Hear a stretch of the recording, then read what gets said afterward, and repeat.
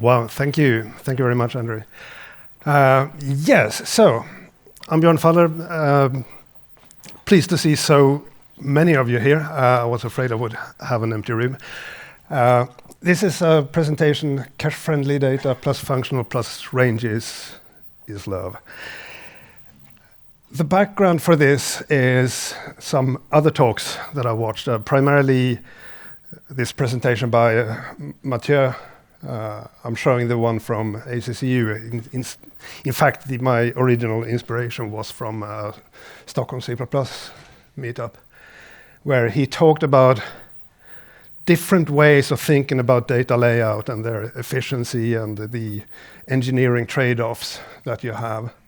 And of course, Mathieu's talk was very much inspired by this amazing keynote by Mike Acton from 2014. That's 10 years. If you haven't watched these, then do. They're amazing. As I watched them, though, I couldn't help think a little bit like, there must be an easier way. There just must be an easier way. But I'll try to introduce a little bit to you the ideas here. So the core idea is that memory bandwidth is a scarce resource. You have to be careful with how you use it or spend it. So let's say that we have this struct S with 4 integers in it, and we have a bunch of them in a vector. And I want to search for some value of D and then do something. So we do read. Now, the way computers today work is that you never actually read a single byte or a single word from memory. You read a large word, a cache line. So in this case, we read 8 integers. And then we check, is this the D we're looking for? No, it isn't. Is this the D we're looking for? No, it isn't. Then we read another word, another cache line. Is this the D we're looking for? Is this so? Then another read, check it. Yeah, here it is. Here we got it. Now we can do the things we want to do. In this tiny example, it doesn't really matter, but imagine that there were several hundreds of entries to search for, maybe 1,000. Then we can see that we're only utilizing about 1/4 of the memory bandwidth that we spend. And it's actually worse than that. Every time you read from main memory into the cache, it means that something that was in cache is evicted. Probably that thing that was in cache was useful for the rest of the program.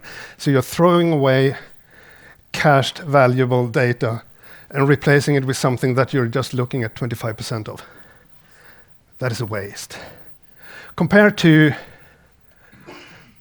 a struct of vectors where we have one vector for every x, one vector for every y, for every z, for every d, and we do the same search again. Big read, nope, nope, nope, nope, nope, nope, nope. My clicker is going bad. Big read, no, no, no. Here we are. Now we can have a look at them.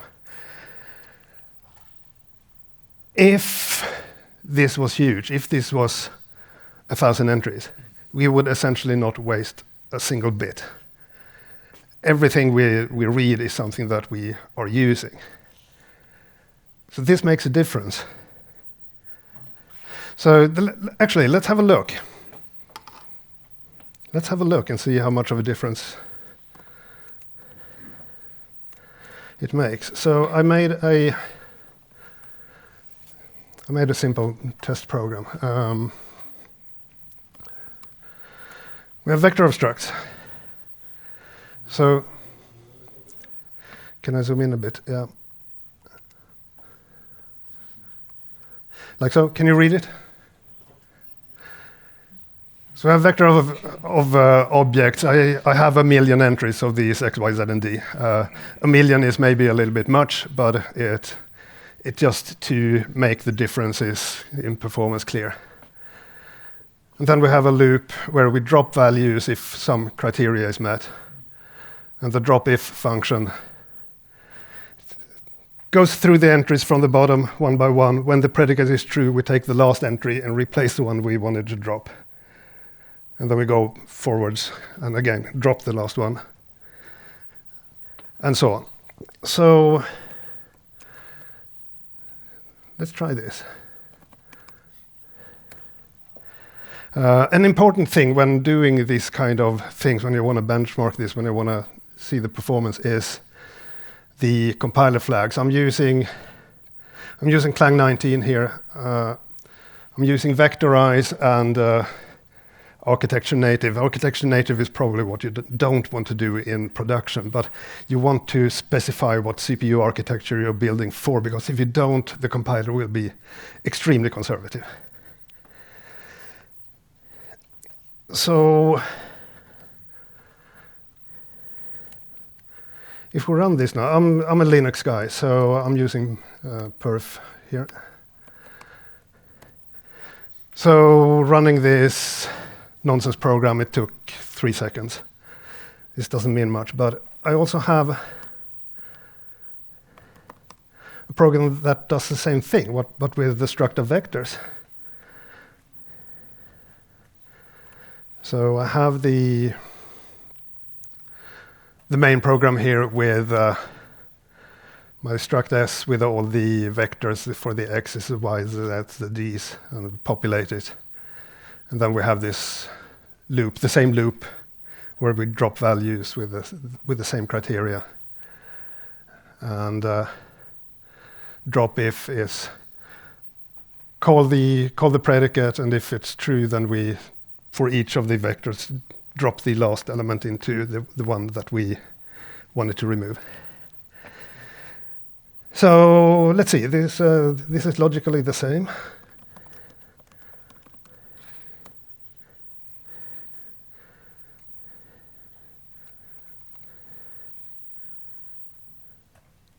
Oh, haha. I made a mistake.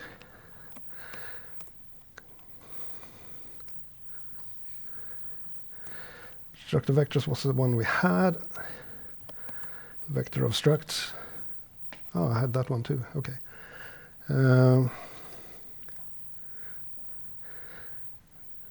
Okay, let's spend 3 seconds so we get both close. Structure vectors. Okay. 1.2 billion cache references, 230 million. That is quite considerable.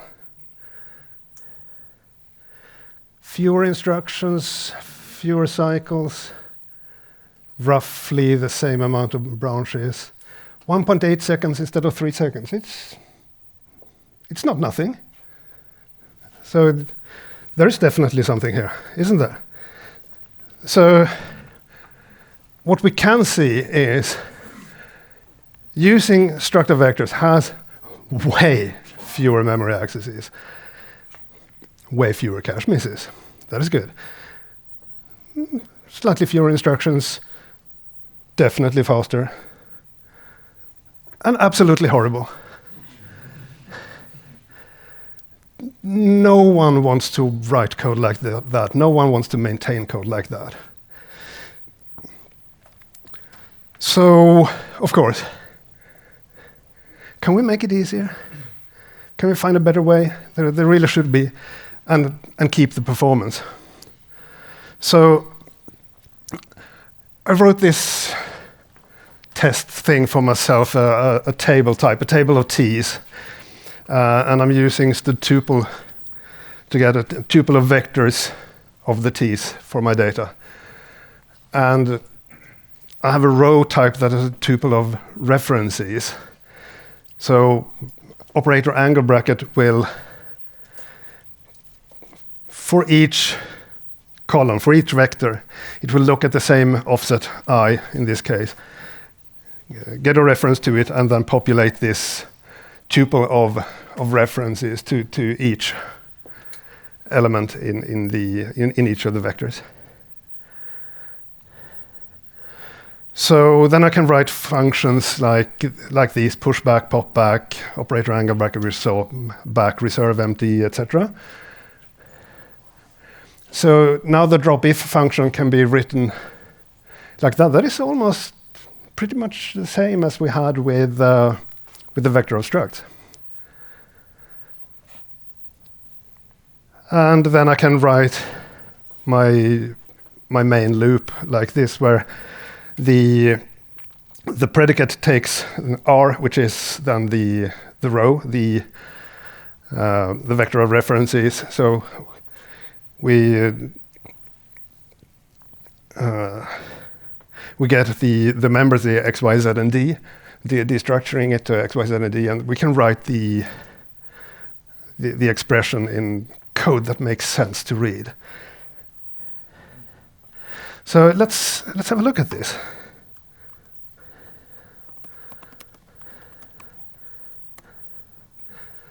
So I have the table with the row type of pushback, pop back. Everything is just invoke something for each column, for each of the vectors, and do the same operations, pop back, etc. The drop if, exactly as I showed. And we have the table of 4 ints, reserve the size, populate it, and run the loop. Okay?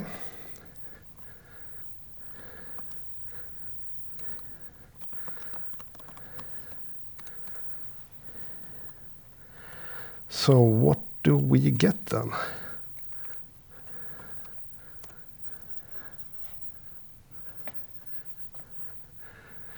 $230 million, 230 million,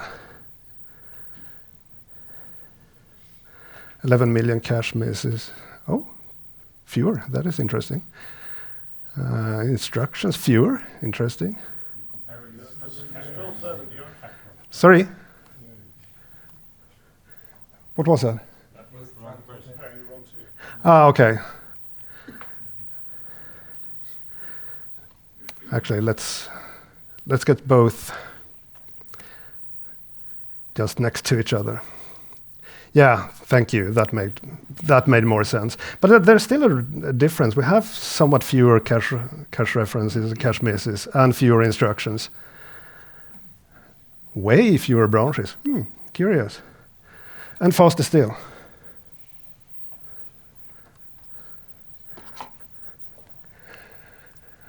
So, yeah, the successometer has had a mild smile. I think this is neat, because we see that the ergonomics of working with this is roughly the same as with vector of structs, more or less. Not quite, but more or less. And the performance is the same, actually even better than with structs of vectors. I'm not sure I understand why. I mean, I've seen that the result is that it gets better code generation. We could see that there were fewer branches, for example. But I'm not sure why the compiler makes that difference, which is a bit annoying, but I'm not complaining. So with this result, I decided to write down a vaguely formulated conference presentation proposal with a very cocky title, and here we are. But of course, I'm not stopping there. I want to go further. So what I think we absolutely need for this to be useful is we need a stable row ID. That is, I want to, when I create an object, I want to have an ID that I can use for lookup to refer to it at a later point. There are different engineering trade-offs to be made about how you do that. One is to just populate, and when you erase something, you mark that row as being available. It's free, which makes for very fast erasing. And when you populate it, when you insert a new entry, you insert it at some free spot, which is very fast. And then the row ID is just the offset in the vectors where it's stored, which is amazingly fast.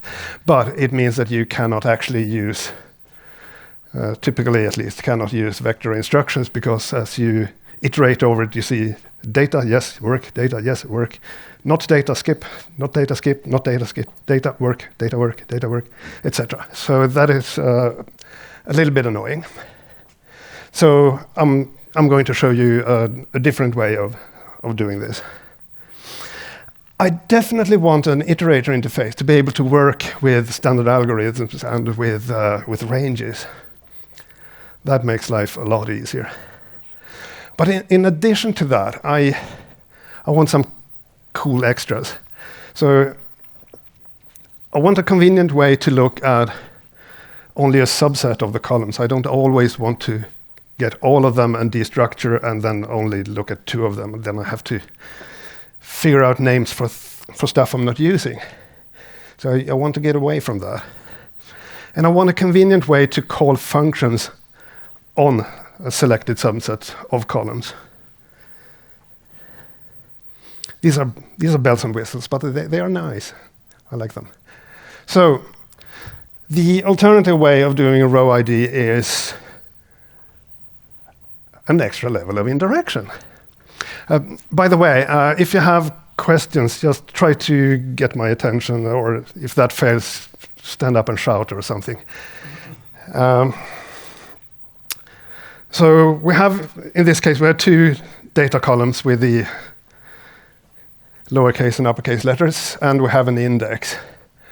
So if I now want to erase offset 3, or erase the Ds, we can see that it's now available, and we take the I's down here, but the I's were known earlier as being on index 8. So we write a 3 on position 8 in the index, and we keep in mind that the first there is 3 after is at a higher number. And if I want to look up now row ID 8, we see that it's index 8, position 8, offset 8 in the index points to offset 3 in the data columns. And I also need a reverse index.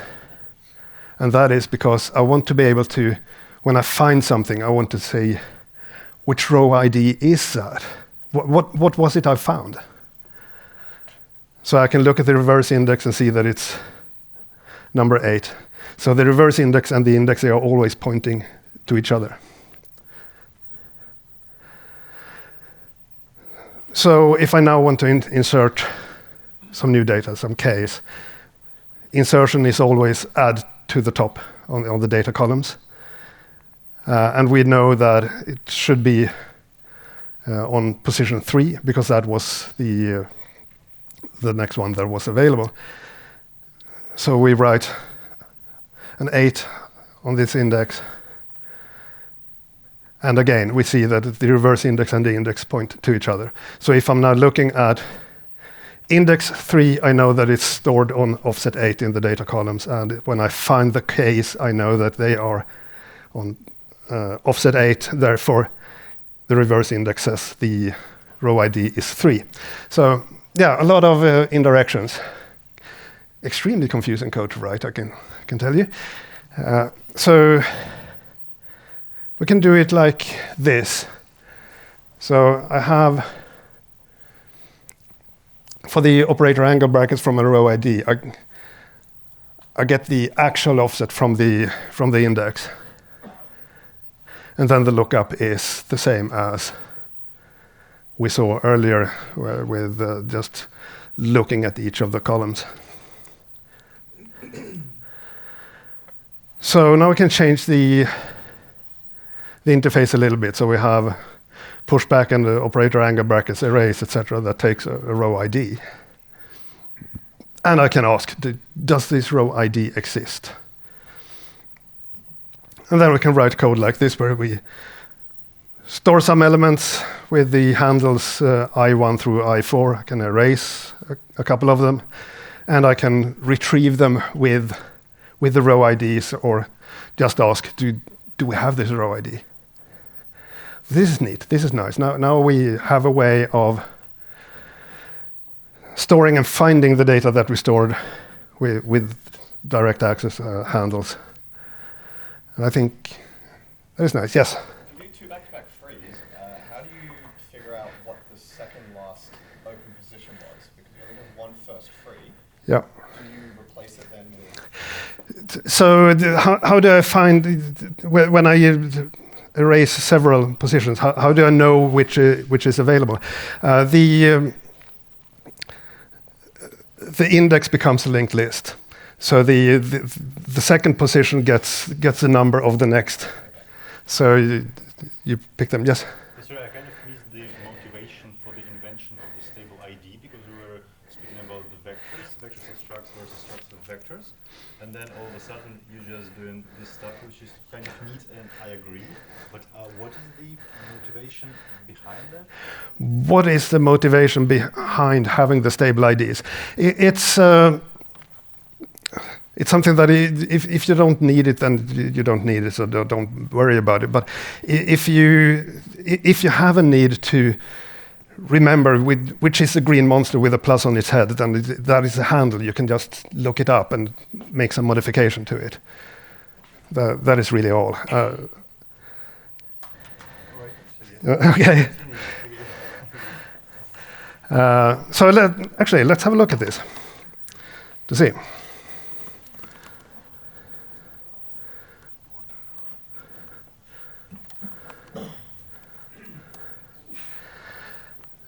So now things got a lot more complicated. Insert, we have two different cases. Are the tables full, or is there some free slot? And we need to update the index and the reverse index and walk this linked list. Erase 2. I'll tell you, this was a nightmare. I would never have gotten this to work without fuzzing. No way.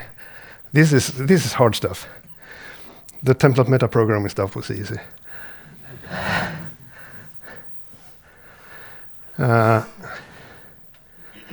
So if we look at this,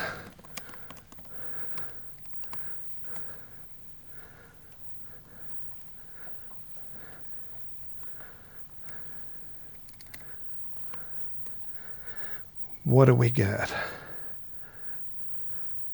Oh no, more data accesses. It's slower. Why? Indirection of the drawing? Indirection of the, yes.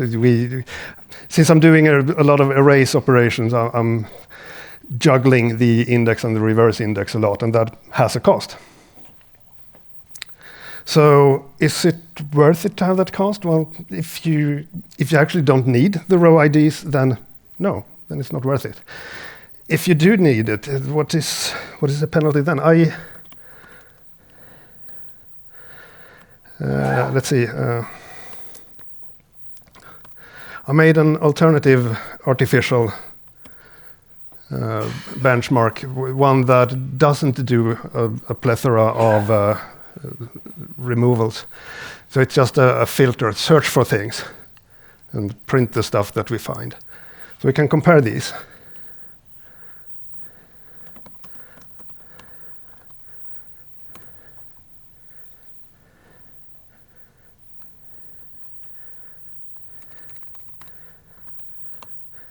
This example is too big, so it takes time, which makes me nervous.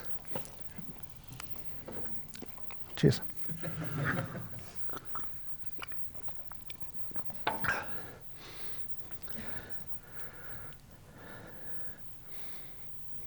Okay, 17 seconds. And now we have the same, but with the table that has the row ID with all these horrible things that were extremely difficult, but otherwise identical.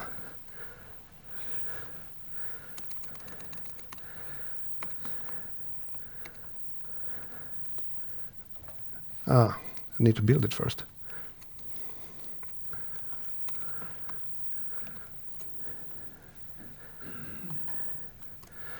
Let's see.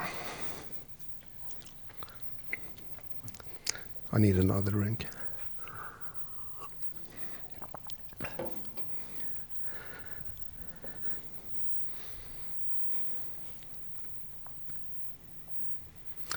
Okay.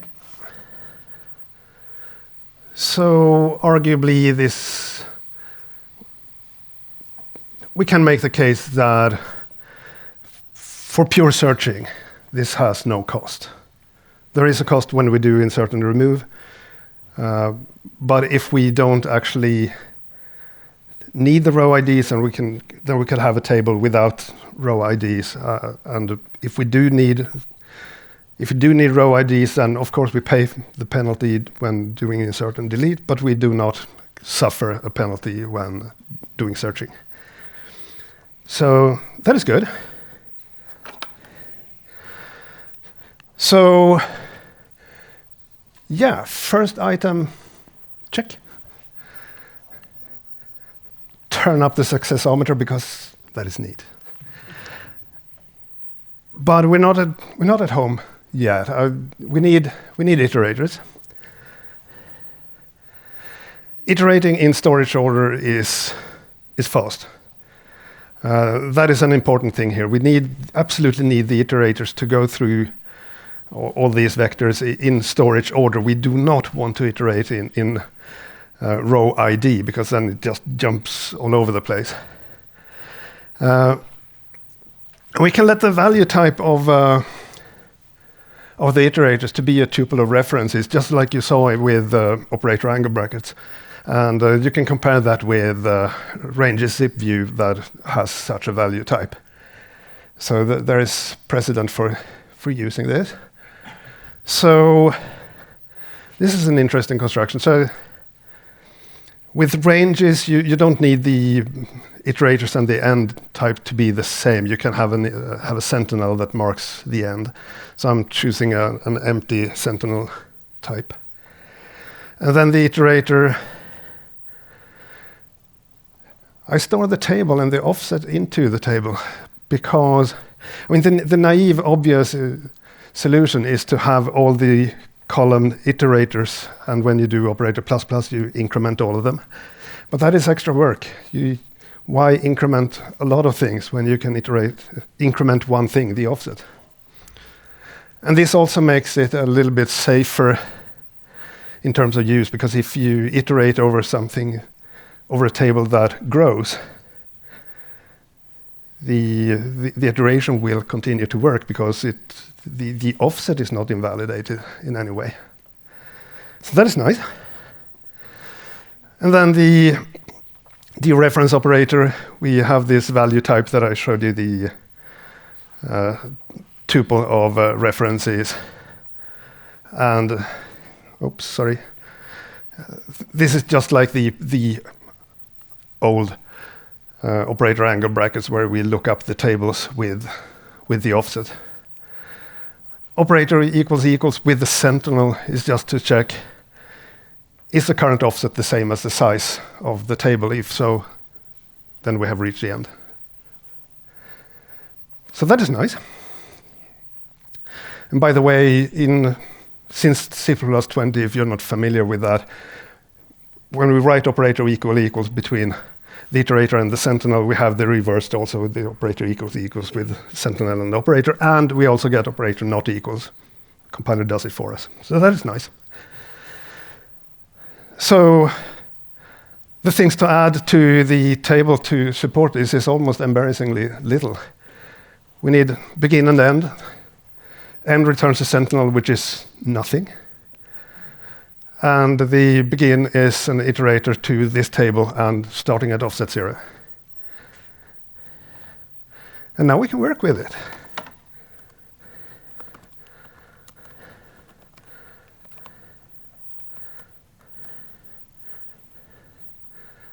So we have the table with the iterators, operator ++, like so, trivially. Begin and end, easy, and all the horrors that we've seen since before. But the cool thing is now that now I can say the predicate, the same criteria as before. Search for d equals start and z equals 1. Use ranges view filter of the predicate on all the values. These are what's found. Then loop over the found values and print them. All right.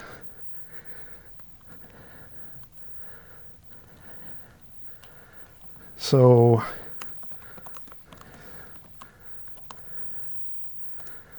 what's the cost of doing this?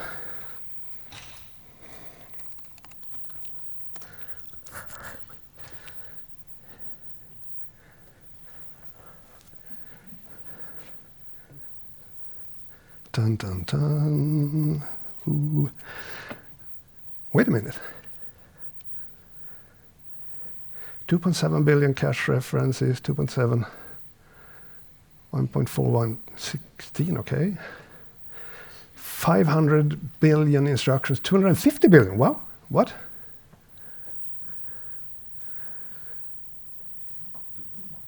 Roughly the same number of branches, but considerably faster. 16 seconds, 11 seconds. What happened here? Any ideas? I don't know why, but I know what. For some reason, the compiler is much better at understanding your intent when you're working with iterators. It just understands how loops with iterators works. And it sees much clearer that, hey, I can vectorize this, because that is what we see. That is why the instruction count went way down. It's cut in half. But did you confirm that assumption, like by trying to say GCC? Did I try this with other compilers? Yes, GCC has exactly the same. Provided that you give it the right optimization flags. If you just say compile with -03 or something, it may not vectorize, and then you may not get the benefit. Perhaps if you just examine the assembly, you can see the vectorized instructions. Yes, you do. So you saw it. Yes, yes, I saw the vector instructions. Just curious, how much difference does it make using a Sentinel versus an Iterator? How much difference does it make to use a Sentinel compared to an end iterator? I haven't measured that, but I would imagine that it would be at least a little bit slower, because operator equals between two iterators has to compare two values, 2 by 2. So it needs to compare, is it the same table? Is it the same offset? Whereas here we just see, is the offset the same as the size of the table? So it should be slightly faster, but that is guesswork. I have not measured.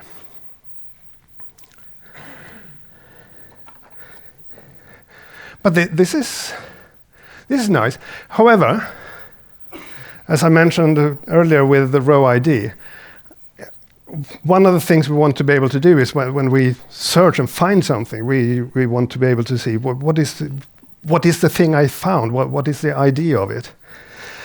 And a tuple of references doesn't really lend itself naturally to that in any way. We could create a new type by inheriting from tuple of references, but that doesn't really solve anything, because destructuring doesn't work on something that inherits from the tuple, unfortunately. At least unfortunately in this context. There are probably cases where it's a really good thing. But the standard library actually offers way to implement destructuring of our own types. There are a few things we need to do. We need to make a specialization of the tuple size for our type. We need a specialization of tuple element. And this is what this means is a way of finding out what type is the IDX type of my type T. So what is the type of column 1, column 2, column 3, etc. And I need to implement get functions.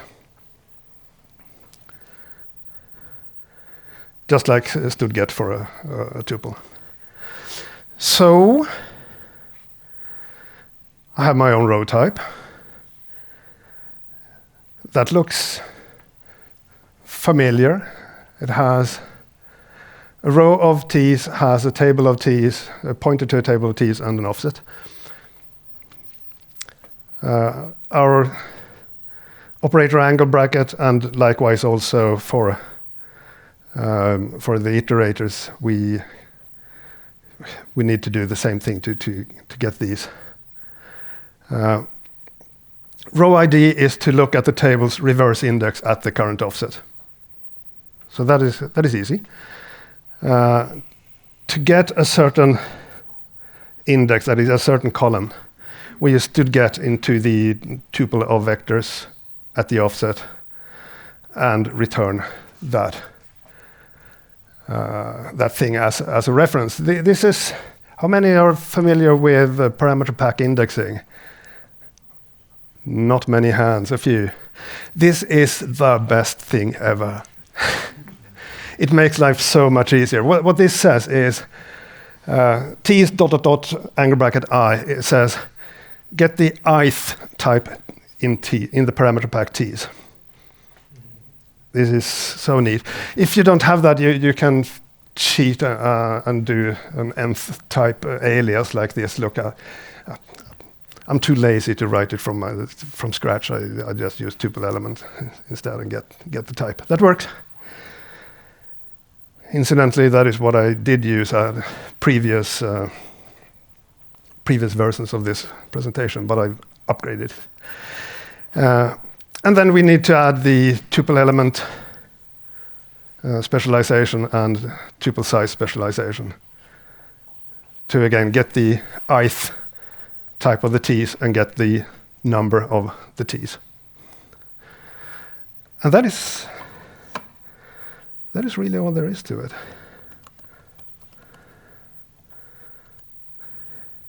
Iterators row, I never know.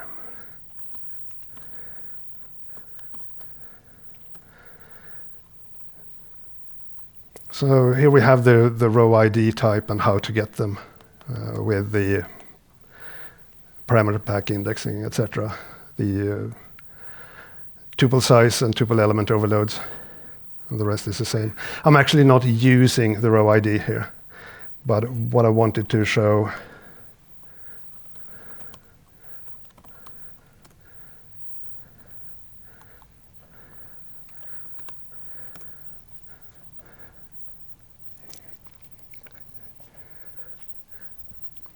what do you guess?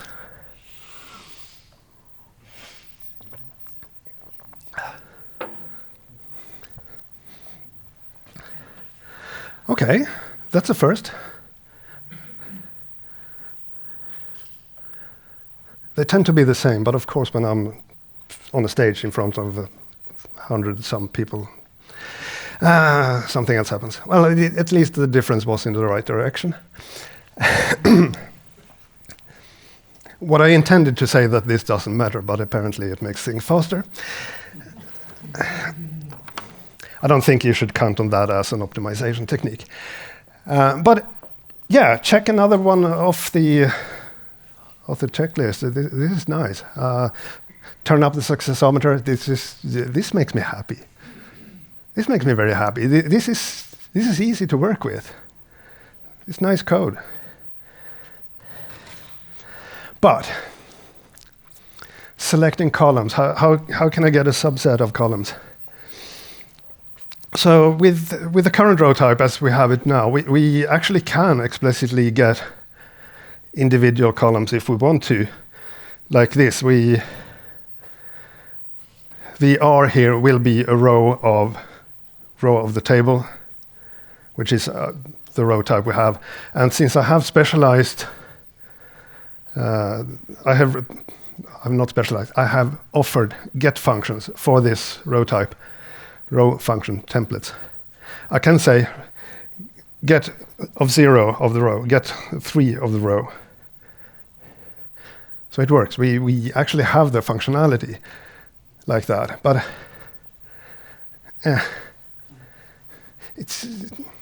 yeah, sure, we have the functionality, but it's not nice to work with. So what can we do? Well, we can add complications. That is what we can do. Everybody loves more complicated code. So I make the row type a little bit different. It's a row of column types T's and columns C's. And C's are the columns that we refer to. So when we first get an operator angle brackets or dereference an iterator, the C's are all the columns in the table. But the idea is that we want to be able to get a subset of them. So if I have, in this case, I have a row for a table of int char double long and the indices 0, 2, 3. This means that I'm actually referring to the int double and the long. So if I'm doing get of one of this one is the first of the column numbers, which happens to be 2. So this one gets a double. And with this, we can work with getting subsets of columns. We can narrow it down. So then, yeah, more levels of indirection. That is how it works. So our get gets the C's, the ith of the C's of the column numbers. Or an alternative, if you don't have C++26 yet, you could do this quite surprising use of const expert to say that, no, I have this const expert array of my columns and use that to get the numbers for the column instead get. I was surprised when I found that out, but it works. It's nice. And now, of course, tuple size becomes a little bit different. Now it's not the size of the number of columns in the table. It's the number of columns that we are referring to. That is the number of the C's. And again, the tuple element is double indirections. The T's of the C's of the I. Yeah. So now we can write something like this. I can have a function select that takes a function template that as argument takes a row, and as early template parameters, the indices, the columns that I want to select. So I want to select a subset of them, and we use that with creating this integer sequence with the columns of the I's in directions galore. But now I can write code like that. Destructure x and z, because we select 0 and 2 from R, return x less than z. We have less noise here. We don't have names for things we don't use, which I think is an improvement. And it's actually pretty cool. But I also want to be able to select in a full iteration. I want to write a loop where I say, I only want to look at these columns in the entire loop. So this is weird code, actually. So I have a range selector type. It takes some range R and columns C's. And then we get the naming is hard. Our iterator is the iterator of the range type R. So it's what we get if we call begin on that range. And then we create our own iterator by publicly inheriting from it, and that is pure laziness from my side, because when I publicly inherit from it, I get the operator equals, I get operator plus, etc. from the base type.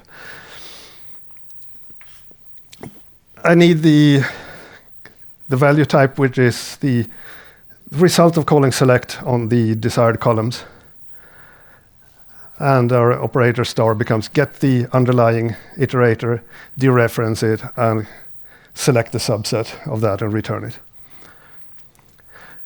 And here comes the really weird thing. To be able to write it in a way that is convenient as a user of this, you want to be able to say select columns and parentheses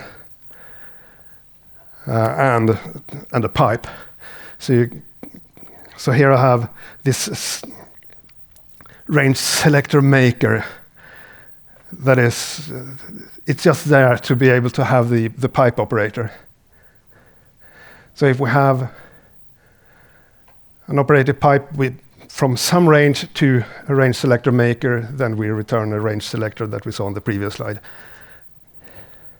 Which is kind of, it's a little bit difficult for me to wrap my head around, but that is the indirection. But then now we can write for out of x comma d from values select columns 0 and 3.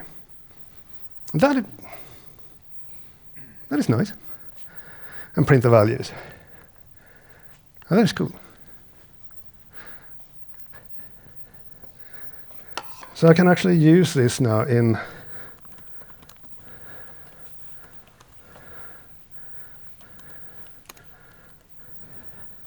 no filter row select was the name.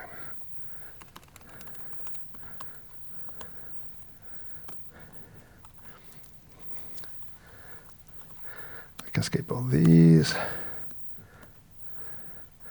So here we have the select for a row to get a row that is narrower, and the range selector with its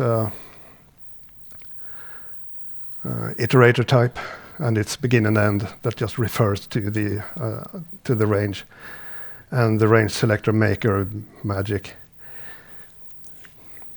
But this means that we can now write this loop that I just want to print the column 0 and 3 of the found values.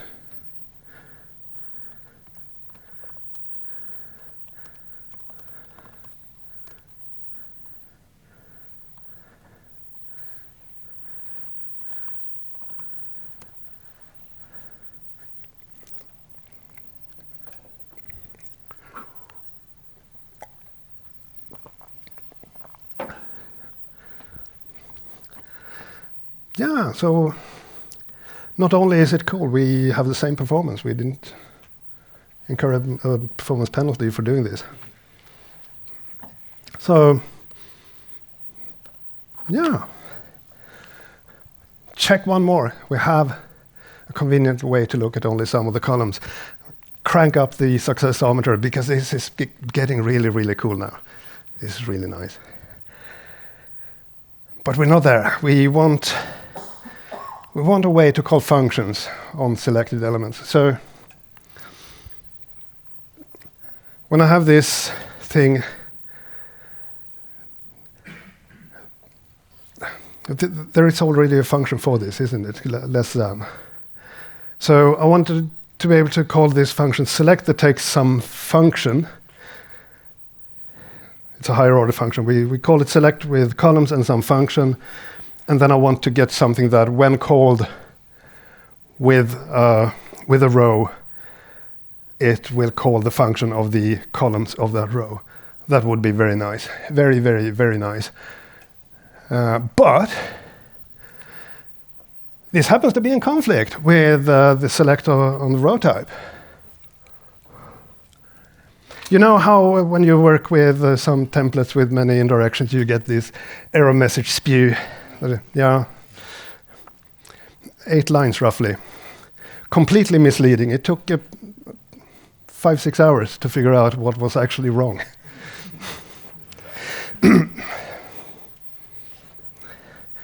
Short, concise, and wrong error messages are not that great either. So, yeah, what have I done? Man, I hate this. I hate this so much. So let's create a helper. We can ask something. Is it a row type? I have a variable template. Is row type, and it's false for everything, all types, except if they actually are rows. Then it's true. And then we can create a concept, row type, and then I can write this absolute abomination. It requires that f is not a row type. And the reason I call this an abomination is because we're using a concept inverted. We're saying, call this function for everything that does not fulfill this concept.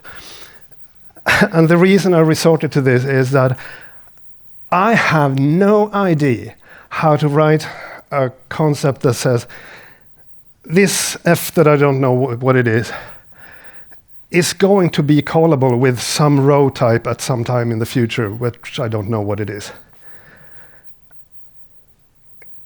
You can figure something out in some special cases, but in the general case, I don't believe it's possible. Yes?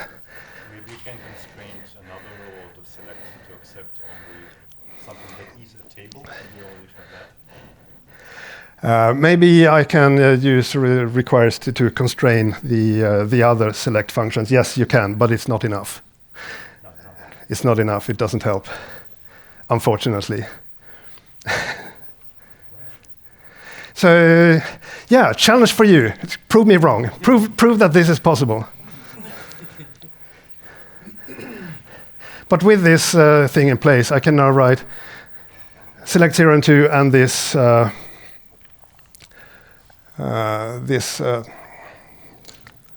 lambda.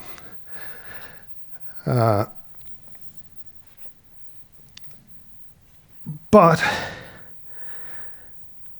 I don't think that this is quite enough. I got lost. Cool. Where am I? Yeah, so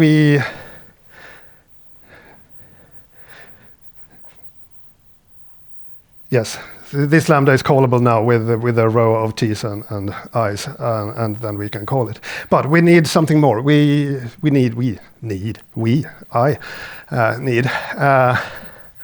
I need something that works like apply. You're familiar with std apply from the standard library with a function and tuples. I want the same, but with rows, and I want it to be a higher order function. So I say, apply this function to whatever comes later. So I take a function f, store it in a lambda. That lambda is callable with a row type. And when it is called, we call f on all the columns in that row. Which means that we can write drop if values, select 0, 2, apply this function where we don't need to do any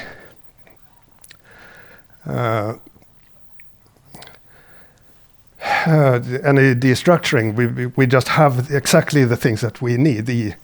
We need a parameter x and z and call less than. Except, of course, do you recognize this?